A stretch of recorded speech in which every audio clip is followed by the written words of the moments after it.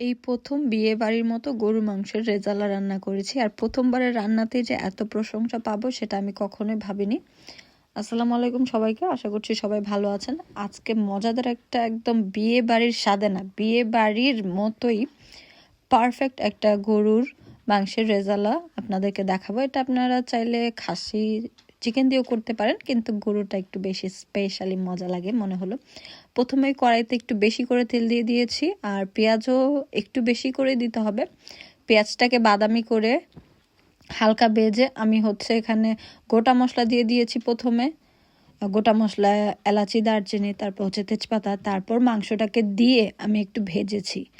তারপর একে একে দিয়ে দিয়েছি গুঁড়া মশলা, যেখানে আমি দিয়েছি হলুদ ছাড়া বাকি সব মশলা, মানে দিয়েছি আদা রসুন পেস্ট, লবণ, ধনিয়া গুঁড়া, মরিচ গুঁড়া। ঝাল আপনারা যদি একটু মিষ্টি মিষ্টি খেতে চান অবশ্যই ঝালটা একটু কম দেবেন, আর যদি চান যে না ঝাল ঝাল রেজালা খাবেন তারপর কিন্তু মরিচের গুঁড়াটা দিবেন ভালো করে। তারপর দিয়েছি গরম মশলা, একটু গরম মশলা কিন্তু খুব বেশি দেইনি এখানে। তারপরে যে দেখেন মাংসের উপর দিয়ে তেল একদম ভেসে ভেসে উঠে গেছে। অনেকক্ষণ আমি এটাকে রান্না করেছি একদম স্লো কুকে, আর অবশ্যই কোনো পানি দেইনি আমি। চেষ্টা করবেন পানিটা না দিয়ে রান্না করতে, কারণ একটু মিল্ক দিয়েছি, আর পানি না দেওয়ার কারণে কিন্তু তেলটা বেশি হওয়াতে নিচে লেগে যাওয়ার সম্ভাবনা থাকে, তাই একটু নাড়াচাড়া করবেন একটু পরপর। তারপর কাঁচামরিচ দিয়েছি, আর এই যে এটা মেন ইনগ্রিডিয়েন্ট, এটা না দিলে একদমই রেজালার স্বাদটা আসবে না। পেঁয়াজ বেরেস্তার সাথে কাজু বাদাম আর কয়েকটা কিশমিশ। কিশমিশটা অপশনাল, কারণ কিশমিশটা দিলে একটু মিষ্টি মিষ্টি স্বাদ আসে, আর যেটা খেতে খুবই মজা লাগে, একদম ব্যালেন্স হয়ে যায়।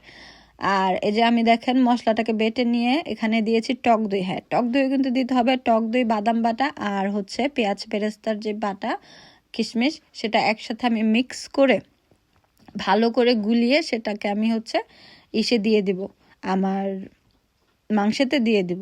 এটা ভালো করে মিক্স করে দেবেন। আর এটা কিন্তু একদম মাংস ধরেন আপনার 90% হয়ে গেছে তখন দিবেন। দেওয়ার পর জাস্ট 3-4 মিনিট একটু নেড়ে চেড়ে তারপরে কিন্তু নামিয়ে ফেলবেন। আর অবশ্যই চেষ্টা করবেন মাংসটা যাতে একদম নরম হয়, নরম হলে কিন্তু খেতেও ভালো লাগে। দেখেন না, দেওয়ার সাথে সাথে কালার চেঞ্জ হয়ে গেছে। আর এত মজা হবে সেটা আমি নিজেও কল্পনা করতে পারিনি। অনেক ভয়ে ভয়ে রান্না করেছিলাম, কারণ আমার জামাই গরুর মাংস খুবই পছন্দ করে, আর সে চিরাচরিতভাবেই আমি সবসময় রান্না করে দেই, পেঁয়াজ দিয়ে ভুনা বা কষা করে দেই, আলু দিয়ে ঝোল, এই 3টা ভাবেই করি যাতে তার খাওয়ার তৃপ্তিটা পায়। আর শেষে দিয়ে দিয়েছি 1 চামচ ঘি। যেহেতু আমি তেল অনেক দিয়েছি, ঘিটা শুধু দিয়েছি মাত্র একটু স্মেলটা যাতে ভালো আসে। তারপর কেওড়া জল দিয়েছি, এটা একদম শাহি শাহি ফ্লেভারটা নিয়ে আসে। আর তারপরে নামানোর জাস্ট 1 মিনিট আগে উপর দিয়ে 1 চামচ গুঁড়া দুধ দিয়ে সুন্দর করে নেড়ে চেড়ে মাখিয়ে নামিয়ে নিয়েছি।